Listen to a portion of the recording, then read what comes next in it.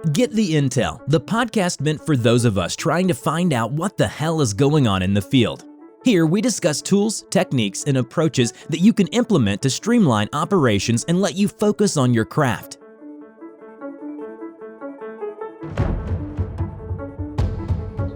Hello, Chad Gill here. I am the host of the Get the Intel podcast, where I talk with leaders in facilities management, architecture, contracting, and more. This episode is brought to you by Global Polishing Solutions. GPS is an industrial and commercial concrete polishing, floor coating, and floor covering company with an ISNet World membership. GPS is capable of handling intricate projects from warehouses and data centers to retail and commercial spaces. We firmly believe in the prioritizing safety, quality, and client contentment while providing durable floor systems. Explore our full range of services at globalpolishingsolutions.com today. Laminate Coach is another sponsor of the podcast. Laminate is a business coaching company with a focus on contractors in and around construction. We not only help with proposing solutions and methods, but we implement them in your business as well. After all, good ideas are not useful until you put them into play. So if you're ready to elevate your business, visit us at laminatecoach.com and see if we can be of help to you. So joining me today is Logan Farrell, a visionary who transitioned from 8 years of robotics R&D at NASA to co-founding Rugged Robotics, where he's bringing practical automation to the commercial construction. So Logan's going to shed some light on their innovative technology and particularly its impact on, is it tilt-up construction projects? Not tilt-up, right? Or is it? Yeah, it is tilt up. Yeah, that's one of the interesting areas that I think we provide a lot of value. Yeah, thanks for having me. Oh man, this is fantastic. No, this is construction and robotics, two of my favorite things. It's like I did robotics for a while and then I got into construction. So I don't think I did it as well as you're doing it though. Well, I've been doing it for a long time now, so practice makes perfect. There you go. So what is the path that brought you to where you are now? Oh gosh. I'll go the personal path, take it all the way back. High school, I did a high school robotics team, the first robotics program. It's kind of all through the US and a little bit worldwide. And I was like, I'm gonna build sweet robots for a job. And that really kicked me off on the direction that I've taken since then. Got a bachelor's and a master's in mechanical engineering. Kind of the bachelor's was mostly mechanical focused, then went to NASA and spent 8 years, like you said, doing robotics R&D. First half doing design for rovers for the moon, driving to the craters that haven't seen the sun in a billion years and dig for water, which is interesting. A lot of fun challenges there. And then got my master's and spent the next 4 years doing software development for humanoid robots, like path and motion planning, perception, cognition, high-level task autonomy for robots. Like how do you click a button and make the robot do a bunch of things rather than just one thing? And then kind of to lead to Rugged, the government shut down in 2019, had me twiddling my thumbs, and my buddy Derek called me up. Co-founder Derek, he's construction and business background, 7 years of commercial construction as a professional engineer before getting his MBA, doing corporate consulting, and getting back into construction. He's like, hey, I think layout is one, a big problem, and two, is a problem that a robot could do. What do you think about, solving real problems that real people have on planet Earth? I was like, that sounds great. And so he and I kind of started in earnest in 2019, and here we are 4.5 years later with fledgling company doing layout for customers. So are you guys building and selling the robots? Or are you actually doing the work and stuff like that, or both? So we do the work. So we consider ourselves a construction layout company that happens to do it better because we have a robot that does it.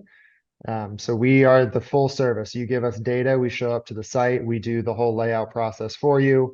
You don't have to worry about leasing the equipment, training somebody up, how to utilize the equipment to highest effect, dealing with all the edge cases, because automation in construction is hard because construction changes every day, every hour. 5 minutes later, somebody's moved something else into a place where it wasn't before. And, the building's shifting as it gets warmer through the day or as they're hammering up top. Like, you're dealing with all of those changes, and that makes automation incredibly hard. So one of the ways we're getting around that part is that we handle it all for you. We go do the job because we're well suited to run the robots. And the customer's well suited to managing the project. So we'll let them do what they're good at and we'll do what we're good at.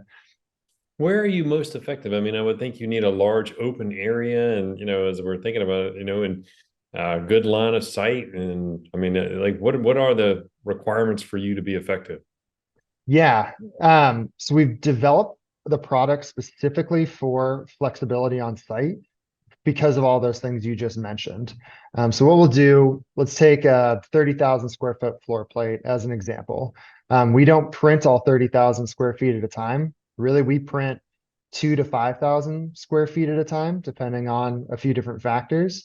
And we'll move around the building. Let's say we start in the northwest corner, we print for a while, and then you need to take a shipment up there. We can hop to the southeast corner and print there and move around the building. And the way we do it is we use building control. So a surveyor comes in, however that building control is getting set, they'll place those known points. And then we use those known points and the robot operates off of those. So we have these kind of little tripod markers that go over building control that the robot looks at.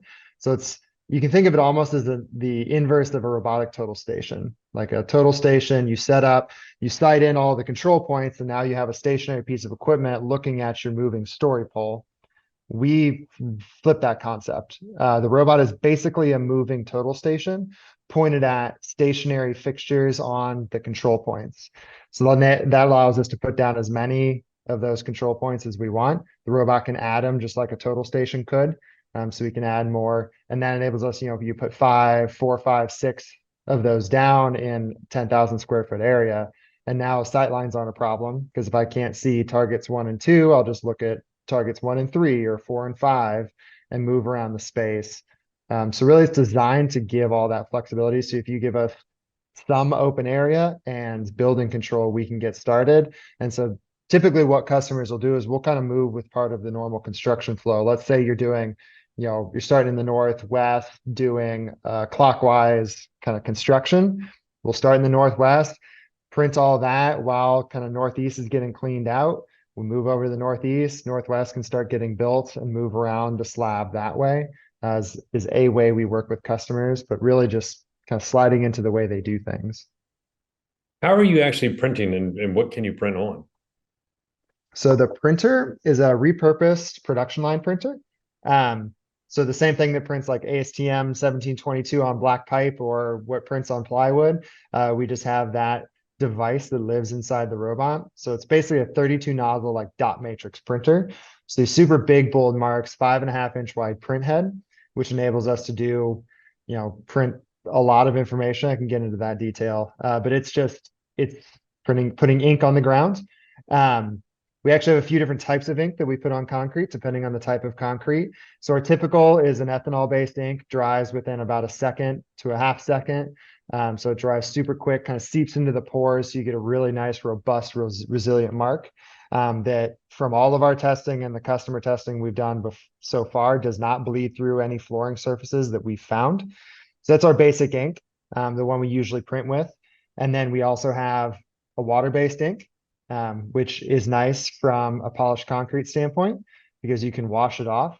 It's not nice from a fact that you can wash it off. So there is kind of that, how do you do that process? But that is an option for customers for those kind of odd cases where you want somewhere where you can wipe it off pretty easily. We have an acetone-based ink that we're working on polished concrete surfaces with. So we have a few different types to go, and we mostly go on concrete. So this is, our bread and butter is commercial construction. Anything with light gauge steel walls is really kind of where we fit well. So that's typically, and we'll do new buildings, TI, renovation, kind of, and anything in between. So you mentioned Tilt Up is kind of like an emerging or a big place for you. Where are you using it in Tilt Up? So Tilt Up, we've worked with them and we're investigating this market a lot. When they lay out, the wall, because they'll typically do foundation, lay out the wall, pour the wall, tilt the wall up, and then pour the next wall. And so they'll do the layout on the slab for that wall panel that needs to go up with where to do all the form work and anchor points, etc. So that's something that we can do also, is literally do the layout on the slab for the wall sections to kind of speed up, because for a lot of the customers we've talked to, that layout process is the bottleneck in getting those walls poured and moved into place for, your big warehouses and such. So we're working with a few customers to investigate kind of that workflow and how we can speed up that process. How fast? I mean, you must be faster than people, but how fast are you? Because it would have to be it has to be faster or Mhm. savings somewhere. I mean, certainly you can be more accurate, I would think. Yeah, so we offer three different values to the customer. The first is speed, obviously. Each robot typically prints about 1,000 linear feet a day currently. It's always getting faster, but I'm going to cite today's numbers because it'll at least be that good whenever we talk to you, hopefully better. But today, each robot does approximately 1,000 linear feet a day. So the usual customers we talk to are getting kind of 300 to 450 linear feet a day out of their crews. They're experienced people doing the layout kind of with the current technologies. So we're, 2+ times faster than current with one robot. And typically we show up with two robots. Another way to pay for speed is with more robots. The more robots that show up, the faster it'll go. There's a certain point where it doesn't go any faster if we don't have space to lay out. But if you have a totally open area, we can show up with extra robots for, of course, extra money, and get that printed. So that's value one is faster. Value two is accuracy. We're plus minus an eighth across the whole floor. We're hitting kind of the same thing you would expect reasonably from a total station across the whole floor is what the robot does. So we're accurate. And the big thing with layout is, the walls are typically, plus minus 16th, plus minus an eighth from each other, as you go down that corridor. But what we find is that whole section was shifted by 4 inches because somebody didn't add 16, 5 and 3/8 to 12, 4 1/4 quickly in their head, because that's what those guys are doing all day long. The robot doesn't make those math errors. So we'll have that global accuracy, but then it'll be across the whole floor. We don't have those, 2-inch busts or 1-foot busts from mismeasurement or misdoing math. And then lastly is the amount of information we put down. So that's what I was saying, 5.5-inch print head, we can do 4 lines of text to fully describe whatever needs built to speed up installation time. So having an X on the ground for where a hanger needs to go is important. It's the minimum you have to do. But then you have to look at the schedule and say, well, what is this hanger? How far off the ground is it? What size clevis does it need? What system is it for? Whereas we can put that X on the ground and then say that this is for the hot water system. It's, prefab number 1722, and it's, say, 10 3/4 bottom of pipe with a 4-inch clevis, can literally all be printed on the ground next to that mark. So then the crew can come in and not have to reference a drawing. They just look down and know what to build. So you can speed up your installation time. And with the current labor market, find lower skilled people to do the same quality of job that you were getting before. That's not something I would have thought of when you said, we have 3 values. I was thinking you're certainly going to have speed. You're certainly going to have accuracy. When you mentioned earlier in our conversation, we had this printout. I was like, I mean, how much are you really going to print? But that's huge. I mean, I would think that's almost the biggest. The hard part is that it's incredibly difficult to quantify. So it's difficult for us to kind of sell that value because you get it. Conceptually, you're like, yeah, I can see where that would speed things up. But it's so difficult to get an actual number on how much time that saves. So that's going to take us a long time to really quantify that value. But, think of drywall, number of layers of board and fire rating. Something that exactly. I mean, this wall is insulated. This wall is not. This is an 1.5-inch pipe. This is a 3-inch pipe. I mean, normally what you're just seeing is, like you said, it could be an X. It could be an X, a circle around it. And you can print multiple trades in one go. I would assume as well, because then do you color cut? Is it different colors, or how does that work? We can do different colors, but we have to do one color at a time. So there is a time hit in delivery if we do different colors. And for the colors to show up, they're all kind of dark. So it doesn't pop as much as you want it to. Like in your head, you think in a PDF with red, orange, and blue, and it's really easy to tell. But when you have dark red, dark green, and black on the floor, it's not as impactful as you want it to be. So we use symbology a lot. So we actually take, electricians, for example, we'll print duplex marks or junction box marks next to those locations so that it's very clear that it's the electrician's work and it's clear what the object is without any text. So we'll do that. So we can use symbology, an X for plumbing and a H for HVAC for that center point, stuff like that, rather than color. That's crazy. I mean, that just, like you said, that's just one of those things that you just don't, it kind of gets thrown in there and you're like, oh my gosh, man, that's Yeah. fantastic. I mean, Our that's really good. our vision is to do build by number. So you give your kid a color by number thing at Yeah. dinner takeout. We want to do build by number. You look down and you know exactly what needs to go where. We've done work for kind of manufacturing customers, and we've just literally printed the outlines of the equipment that needs to go onto that production floor.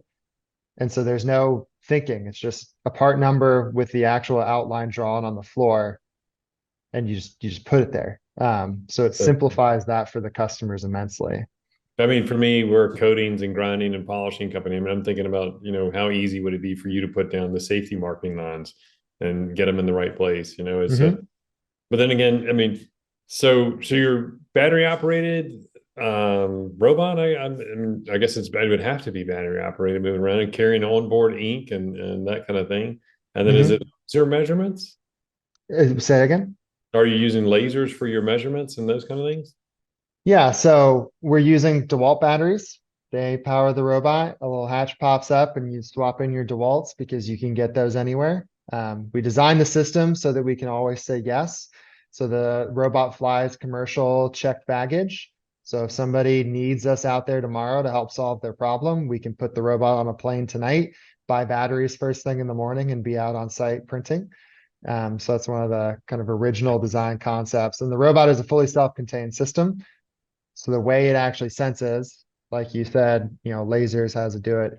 It is a mobile total station. So you think of a total station has, your pan tilt with the laser that sights in your prism and you move around the floor. The robot has two pan tilt units with a single point laser that sweep across those fixed points, like I mentioned, to determine its location, to that plus minus eighth or better accuracy. Wow, that is tremendous, man. That is so. What's on the horizon for you? Like, what are your goals to kind of get it to do soon? So we're working with customers a lot. Really, from a technology standpoint, the robot can do all of the things it needs to do to perform accurately and effectively. We just need to make it simpler to use. All the tools exist, so we're kind of building in processes, redoing the front end application to smooth out the user experience, to be able to use all those tools quickly, effectively, to do a good job for that customer. And that's working with, it's tools like adding in that extra control point to make sure that the layout is accurate and verifying that that's in the right spot, to working with the drywaller to understand, hey, I see that the drawing says align two for this corridor. Do you want me to do that shift for you, or do you want to do that shift yourself? And giving them live, capability on site to do that, those little bit of moving around to handle the as-built situations that, construction's doing all the time, every day. It's making sure that those capabilities are easy and effective to do, the same layout that they're doing today, just faster and more accurate. How are you getting the data in? I mean, are you operating off of CAD drawings? I mean, you must be. I mean, there must be some serious version control here. Yes. Yes. Yeah. And I one of mean, the benefits, right, getting is better these days. yeah, we on a lot of projects we'll print a title block so you know what we printed and when. But we take Revit, AutoCAD, and just a CSV export from Excel. We can take any of those three things to print what you need. So if we get a good Revit model, we have automated tools to go in and strip all the walls and locations and the track widths and everything, and can print that straight from Revit if it is detailed enough. So model quality is important. If we get garbage in as the input, we're going to print that garbage directly out on the floor, exactly where the garbage said to print it, and it doesn't do anybody any good. So that's one of the things we work a lot with our customers on is what is the model quality? Do you have the track widths and layers of board modeled, or at least conceptualized or adjusted in any ways? If not, how do you want us to handle that? Because if that's not in there, then it's not, the ability we provide isn't as useful. But we'll take in, like I said, Revit, AutoCAD, CSV, and then we smash that all together and print, kind of send it into our planning pipeline for the robot to go print all of the stuff in an order that makes sense. And as you mentioned earlier, it's not just drywall, it's not just walls. We can do drywall, HVAC, MEP, electricians, fire, sprinklers, whatever trades we can get all in a coordinated model, we can print. So we could do all trades layout all at once. To kind of, if you're going to coordinate all that, might as well print it, lay it out in a coordinated fashion. No doubt. How many crews and robots do you have? And, I mean, is it, if somebody wanted to use you next week, I mean, yeah, next week, but next year. Yeah. So we have 12 robots. And because it doesn't sound like a lot, but because we're owning, operating the robots, we move them around to different customers all the time. So we'll have, servicing customer A on Monday, customer B on Tuesday, back to customer A's site Wednesday through Friday. So we handle all of that logistics.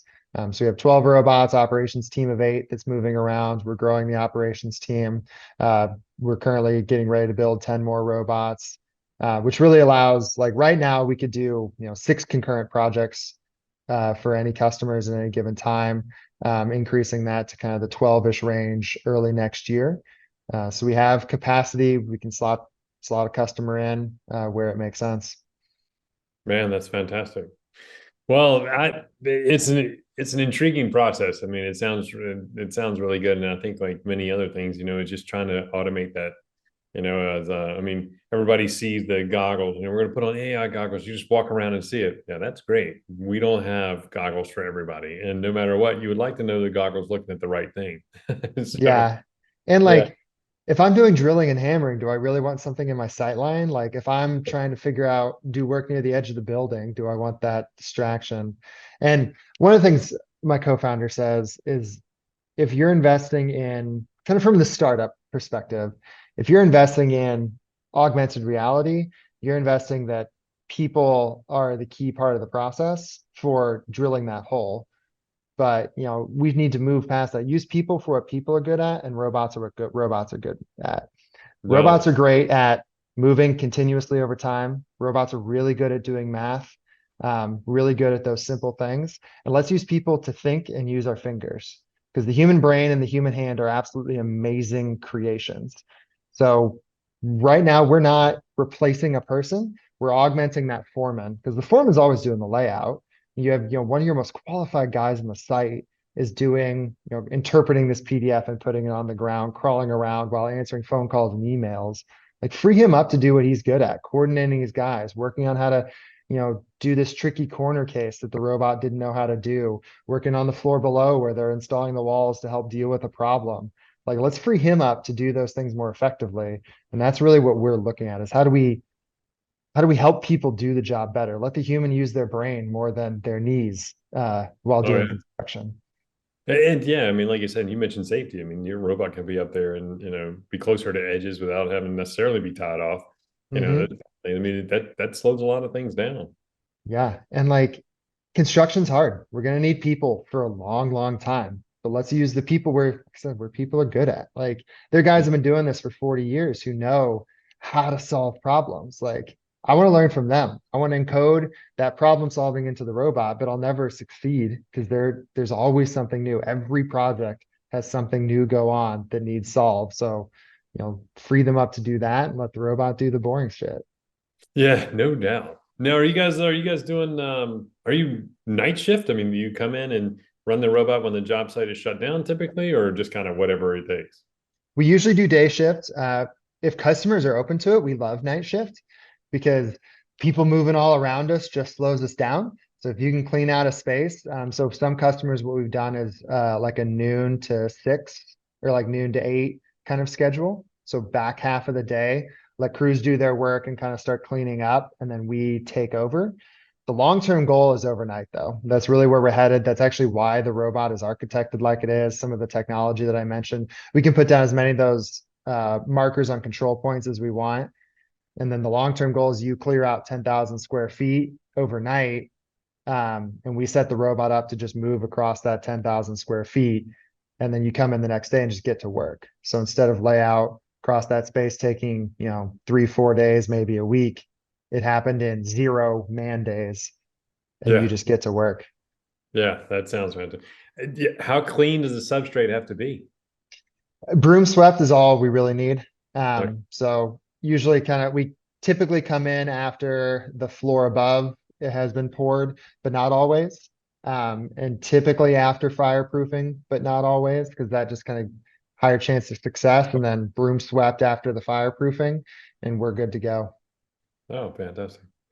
Man, this has been awesome, Logan. I really appreciate taking the time and kind of and love what you're doing, man. I love the inventiveness of it and see a problem, solve a problem, man. That's exactly. I mean, I can't think of the number of jobs I've been on and I watched layout it's tedious. I've had to do layout. It's very nerve-wracking. I've sat and watched them do layout and waited for layout, and I've been in places where the layout was wrong.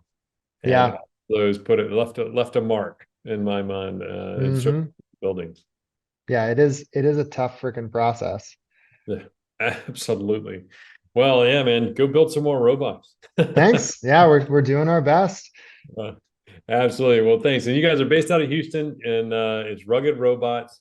We'll definitely put a link in the website on the podcast for it when it comes out, probably in about a month. And see how you guys are coming, man. I appreciate it. Great. Thanks so much. All righty. Have a great one. Okay.